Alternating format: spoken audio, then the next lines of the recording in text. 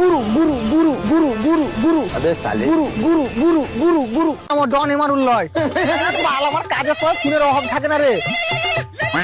Hello, ডন এমারুল speaking. তিনজনকে murder করতে হবে না, তিনজনকে মারতে পারবো না। কেনে? আমাদের তিনজনকে যদি আমি একসাথে মারতে যাই ওরা তোরা আমাকে লেখা দিবে। আবে শালা কেলা চোদা, এক এক করে মারতে হবে। ও তাইলে হয়ে যাবে। কত টাকা লাগবে তুই এটা বল। 40 লাখ।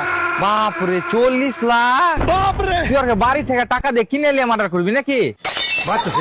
আরে এত খাতারনাক কাজে তো একটু বেশি টাকা লাগবে। হবে ওরা কি যদি 40 লাখ টাকা দিই তো ওরাই নিজে নিজে বিষ খেয়ে মরে যাবে। আচ্ছা ঠিক আছে ঠিক আছে, ব্যাপারটা আগে বুঝি। যারা কে মারতে চাইছো ওরা তোমার সম্পর্কে কে হয়? বন্ধু।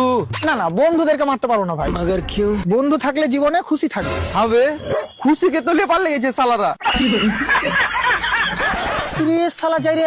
আর বাকি দুধ না? বাকি দুধ না, আমার টাকা লিয়েছে। খাপা কুঠেকার বন্ধুরাই তো ঢাললাই বন্ধুর কাছ থেকে। আবে কাইরে লিয়েছে। তোর কাছে ইয়ার কি করে কানেছে মনে হয়? বালের কথা, একজনা গলা টিপে ধরেছিল, একজনা বুকে লাত মেরে টাকা লিয়ে পালালছে।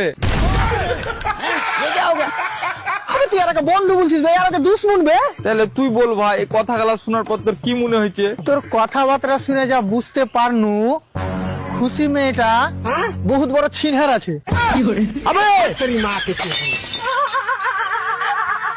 শালা ছিনহার না হলে বন্ধুর সাথে কেন পালাইলো?